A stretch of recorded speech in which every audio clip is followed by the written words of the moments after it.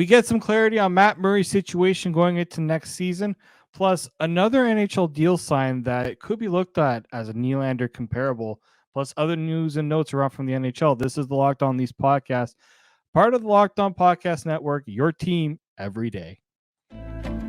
You're Locked On Maple Leafs, your daily podcast on the Toronto Maple Leafs, part of the Locked On Podcast Network, your team every day.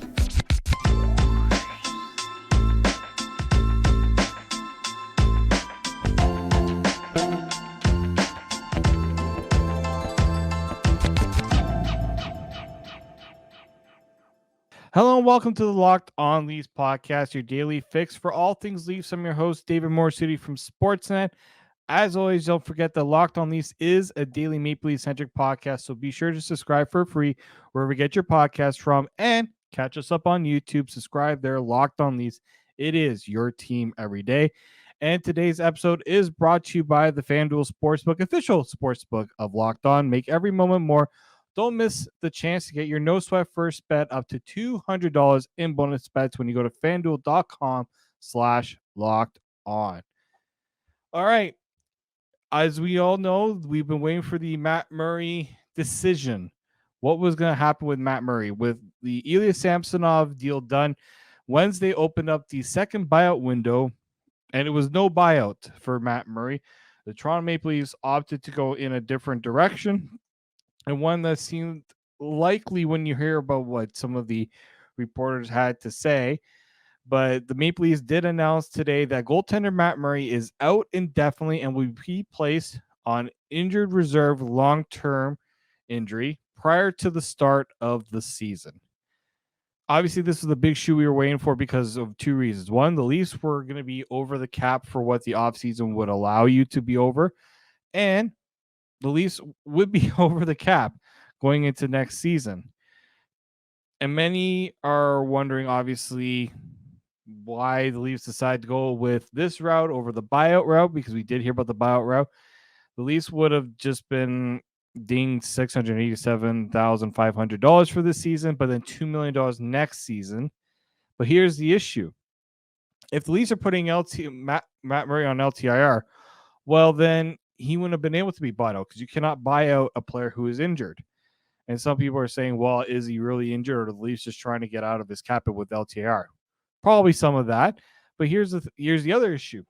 If the Leafs also tried to buy out Matt Murray and he claimed to be injured, there's another reason why Matt Murray would fight a buyout, because he would lose out on money in the end here. Okay, so people are probably wondering, why is Matt Murray willing to put himself potentially in this situation to lose money?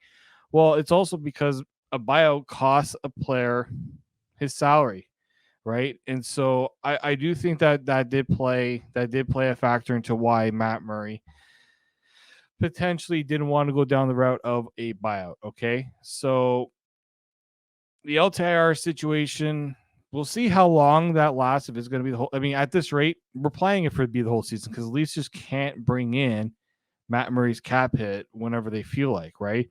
Unless they make moves to make it work with his cap hit. I don't see how that would work. And look, we also don't know the full extent to Matt Murray's health issues. You know, I know that there were the reports at the end of the season that he was ready to go. He could have stepped in if the Leafs needed him, but that doesn't mean he was completely healthy, right? You know, guys fight through injuries. There could have been nagging things that he still needs to get done. Let's not forget, the reason why he didn't finish the season was because of a concussion. And concussions can be very unpredictable. Matt Murray's had quite a few concussions over the years. And so we know that the Leafs have always been big on, you know, the issue with Matt Murray. Yeah, he didn't play great last year, but that wasn't his biggest issue. The biggest issue was his availability. And unfortunately for a goaltender, when you're not available, that's just not going to work.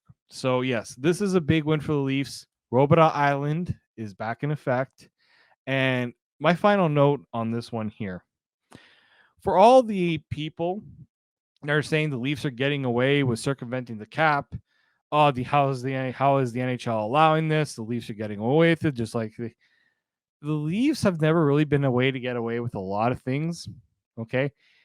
Some of you may forget that at one point, the NHL told the Leafs you can't make your practice facility available to prospects or in the summertime that want to come and work out in the summer.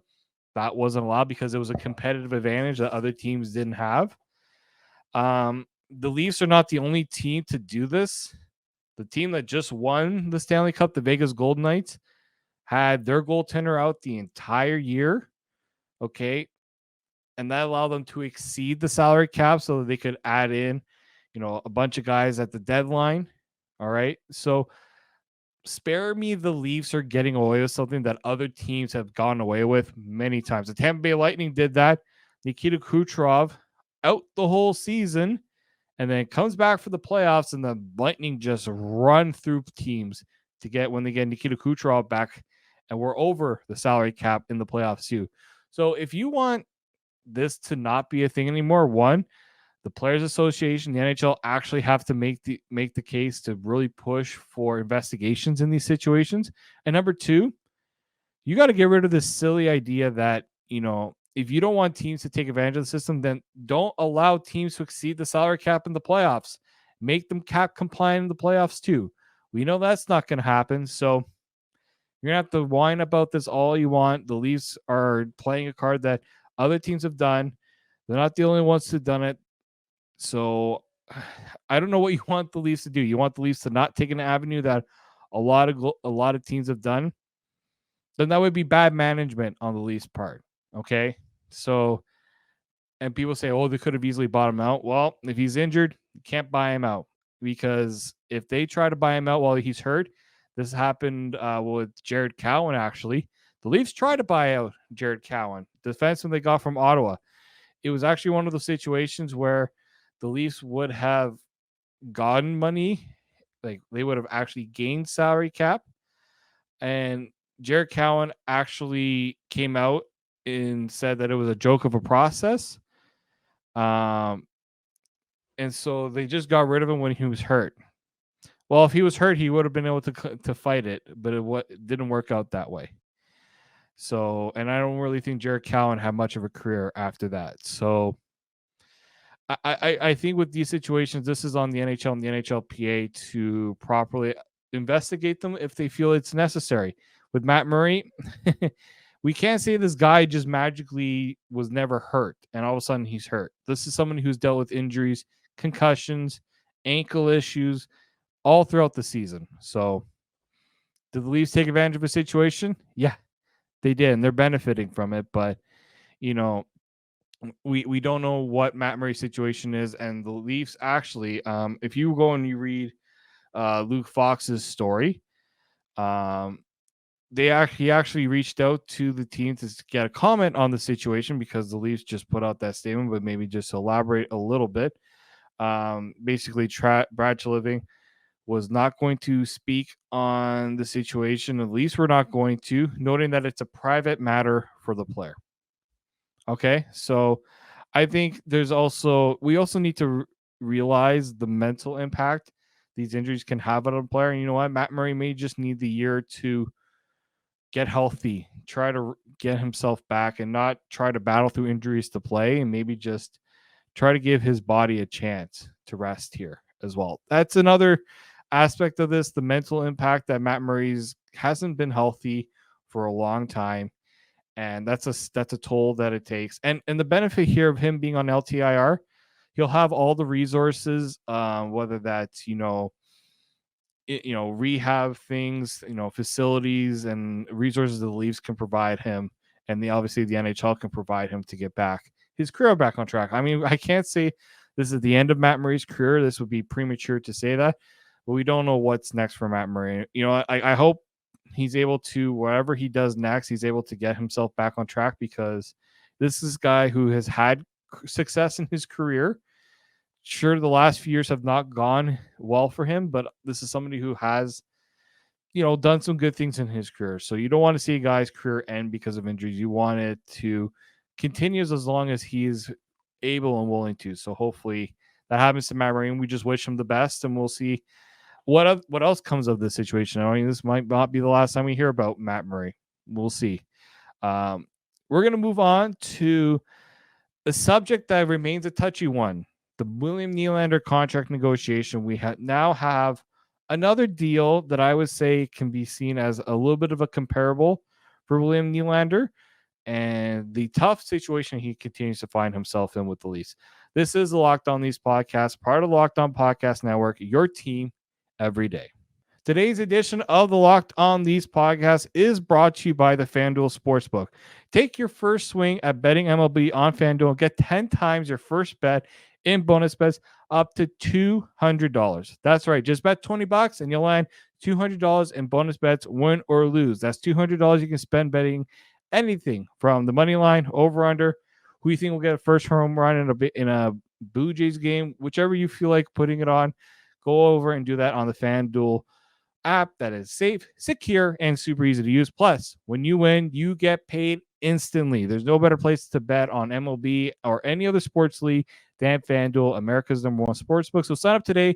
Visit FanDuel.com/lockedon and get up to $200 in bonus bets. That's FanDuel.com/lockedon. FanDuel, official partner of Major League Baseball and the Locked On Podcast Network. Welcome back to the Locked On Leafs podcast. David Morassutti here, and we remain in one of those situations where every deal in the NHL, when you see a player, a big name player, right? We're not talking about these smaller deals. We're talking about players who are getting these long-term extensions. They start to set parameters for other deals, right? There's easy for teams to say, well, this guy got this much. This is how much I believe I should get paid. Players can do the same thing too. I feel like I'm very comparable to this guy. This is what I believe I can get paid. All right. So Sebastian Aho is the latest player to receive a decent contract here with the Carolina Hurricanes. If you didn't know, he signed an 8-year deal worth $78 million, and that averages out to $9.75 million a year. He's in the last year of his deal, so it will kick in the following season. And obviously, it was actually his birthday too. So, well, not a bad way to spend your birthday, landing $78 million. And so, obviously, now the question becomes, how does this impact the Leafs? Because we always ask that question here at Locked On Leafs. And the obvious one here is the William Nylander conversation, because we know the Leafs and Nylander have been stuck in these contract negotiations for a while. There's been a little bit of a standstill, and this is another case where this goes against what William Nylander is looking for. Simply as that. We know he was looking for 10 or more million dollars in over a year in his next deal. Sebastian Aho just signed for 9.75. I understand that Sebastian Aho doesn't put up the points that Nylander puts up each and every year, but this is still, Aho is a very good player. He's a #1 center. Okay. He has had an 80-point season under his belt. So this is somebody who has put over 80 points in a year. Yeah. He hovers in that 60 to 70 range at times. I think he'd probably be scoring 80 points. He was playing close to 82 games, right? He was a point per game player during the COVID shortened season. He had 57 points in 56 games. So would have been an 80-point season there. 66 and 68 games the year before that. So, this isn't a player that's barely, a point per game player. He is a point per game player. 38 goals, 36 last year, 37 the year before that. Those are some pretty comparable numbers to William Nylander, in my opinion. And so, and he's also, again, as I said, a #1 center, right? That also, the position, his role does impact, in my opinion, what he'll make in his next what he gets paid. He just came off a deal that paid him $8.46 million a year. So his increase, okay, his raise was just over $1 million, $1.3 million. Okay. Like, that wasn't a huge jump for Sebastian Aho, and I don't even think that contract's a bad contract for him, in my opinion. So William Nylander, this is a tough one. If he's gonna sit in his boots here and say, I want to get paid over 10, there's way more examples. And Mike and I have brought this up before. There are way more examples of teams that have found ways to get these deals done with these players at what we think is fair value. And I don't think if I'm the Leafs, you dig in here. You have to dig in. And at this point, I understand the type of player Nylander is, and you would love to have him around. And I know he has produced in the playoffs when other players haven't. But at some point, you need to draw the line and say, we can only do so much. Okay? If you sign Nylander over $10 million, it's going to balloon.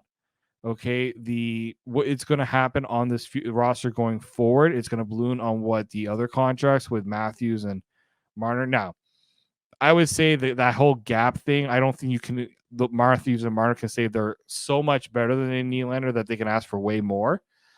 And this is a tough thing for Nylander because maybe another team is willing to pay him more.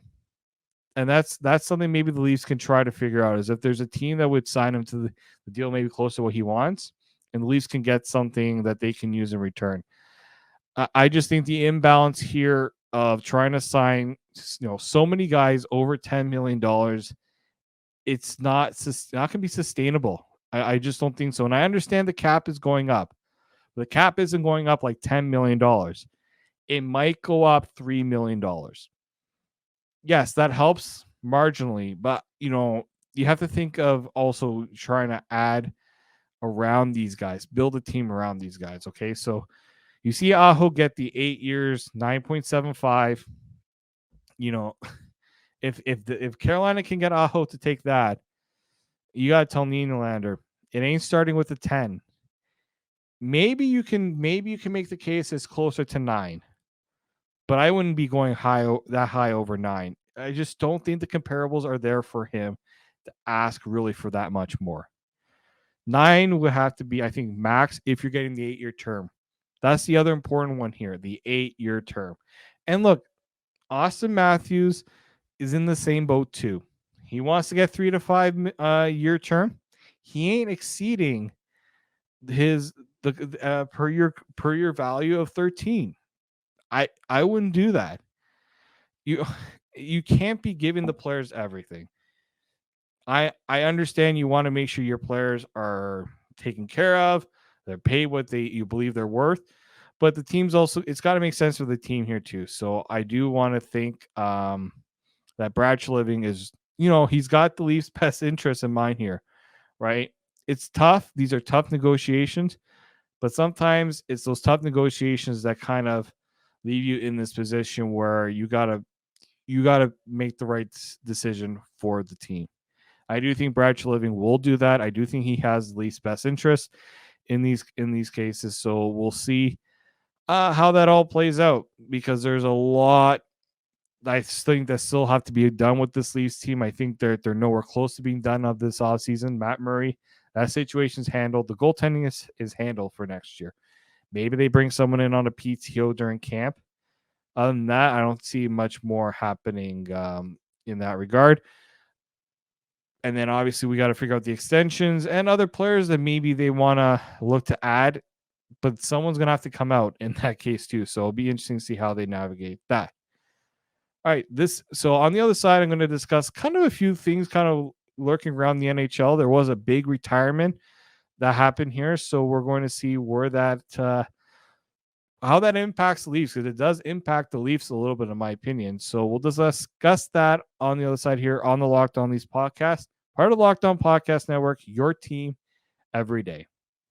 Welcome back to the Locked On Leafs podcast. It is your team every day. David Morassutti here. Mike DeStefano is still on vacation. Should be returning shortly. Shouldn't be too long till he's back. I do have some guests lined up potentially for the final show of the week. We're discussing, obviously, the Matt Murray situation. We dealt with the Nylander stuff and the other contract. I believe that was a comparable and kind of helps the Leafs potentially negotiations. Now we're going to discuss kind of things that are going on around the NHL, because there have been things going on. The big news, obviously, over the last few days was Patrice Bergeron calling retirement kind of something we expected. I don't know if you guys watched that final series against the Panthers where they were eliminated in Game 7. Bergeron looked like a player that was done. It felt like that was a, we were leaning towards Patrice Bergeron not returning. And I hate to say it, this is a player I respected for a long time. I think everyone in the NHL respected Patrice Bergeron. Maybe you have this hate for the Bruins, you just can't like Bergeron. Totally fair. But I had a lot of respect for him. He was a player that played the game the right way. He was a pain in the rear to play against. I'm sure you guys all remember those battles with the Leafs. How many times, whether it was Bergeron or Chara, trying to get the best guys away from those guys because they just were tough to play against. And it just felt like Bergeron had too many injuries that, as you get older, he played the game for 20 years. It takes a big toll on your body. And I feel like for him trying to get himself back and able to play again for next season would have been a very tough challenge for him. Right. And so, I'm sure that you'll see him again at some point in hockey. We're not too sure. But I mean, a pretty good career, played just shy of 1,300 career games, had 1,040 points. Third all time for goals, points, and games played for the Boston Bruins, and they have had some really good players play there. Not bad for a guy who was picked in the second round, and actually that was a supplemental pick. The Bruins made a trade. I believe it was Bill Guerin was the guy that the Bruins traded, but the Bruins got that pick as a supplemental pick. So I do think that was an interesting little fact about Patrice Bergeron. And so, yeah, good luck to Patrice Bergeron kind of on what that future happens there. And so with Bergeron gone, I wonder how this impacts the Bruins because they don't necessarily have that number. They do have good players in Boston. Don't get me wrong. There are good players in Boston. But as it currently sits, like I think Pavel Zacha would be the replacement for Bergeron. That's a lot to ask on Pavel Zacha to take over for Bergeron. Like that's how much Bergeron has meant to this team. And so obviously they still have Pastrnak, they still have Marchand. Like, am I going to come out here and say the Bruins are in deep trouble to make the playoffs? I don't think so. I mean, this was a team that they're they lost some good players. I'm not going to lie. Their team got depleted a little bit during free agency. So it's going to be tough for them to, I think, be that dominant force they were last year. I do think that. I don't think they're going to steamroll the NHL like they did during the regular season last year. But I still think they're going to be a playoff team. They still have a pretty good blue line. They still have that tandem in net. They still have Pastrnak, as I said, Marchand. We'll see how JVR fits that lineup. I think maybe where you're going to see is can they get the depth scoring, right? Can they get guys, now that Zacha's moving, can the other guys in the lineup produce? We shall see. I'm interested in seeing how that will impact the Bruins because they've always been kind of, them, the Lightning, are these teams that are going to, that have a lot of mileage on guys on the team that have been so good for so many years. When eventually do they take a step back? So we'll see. And look, the Leafs are in the same boat too. It's no guarantees they're going to make the playoffs. They got to, the Atlantic Division, I think, is going to be the toughest division. Ottawa is going to get better. We'll see how much better they'll be. The Buffalo Sabres were not far off from making the playoffs last year. Florida Panthers, they're going to hang around too. So the Atlantic Division remains a tough division for this Leafs team. So, yeah, the Bruins, that's a tough one. They're going to lose a leader in the locker room. Obviously, their captain. They're losing someone who was an example every year, won the Selke Trophy. Like, that's how good he was even when in his retirement years. So we'll see how that all plays out. And we're still waiting for quite a lot also to happen in the NHL here where, there are still players looking for new deals. I look at Matt Dumba, kind of a name that I had forgotten about for a little bit. He was apparently someone on the Leafs radar. I mean, I don't see him playing. I think he's kind of waiting out to see what's the best offer for him. Obviously, we're waiting to see what happens with Erik Karlsson. Patrick Kane is another guy. We'll see what happens with him. but still quite a few of the things we have to wait for as the off season goes along. I'll discuss that with my next guests that I have come on the show. You might recognize some of them, and one of them, and we're going to discuss a little bit more of this. We're going to discuss the Matt Murray situation a little bit more in depth. Maybe some news drops. I don't know. We'll see. I don't know how much more news we can expect right now, unless there's contract news, unless there's trades happening. I don't see the Leafs making big moves, considering they don't have a lot of space to add people. Like, I think the other thing that I didn't talk about with the Matt Murray situation, but I'm going to dive into it a little bit on the next show, is the salary cap ramifications.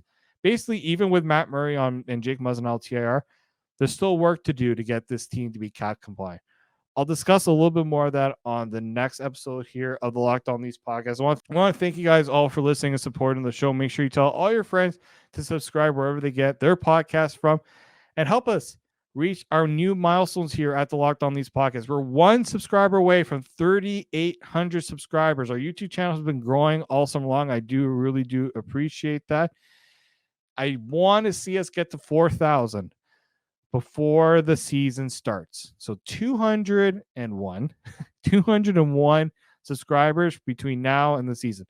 I do appreciate you guys continue to come and watch the episodes. We're doing so well in comparison to the other Locked On NHL podcasts. I'm very proud of that. We want to keep this going. Mike will be back. We got some guests lined up close to when the season comes up. Some people that we have in the industry are on vacation, but one has agreed to come on the show before training camp. He's a big one and a good friend of the show, both a good friend of Mike and I's as well. So looking forward to that. I've got that almost pretty much locked in. Really happy about that, and we'll continue to do more of that just close to when the season comes, when guys are back from their vacation, getting back into the swing of things. But until then, keep locked right here on Locked On Leafs.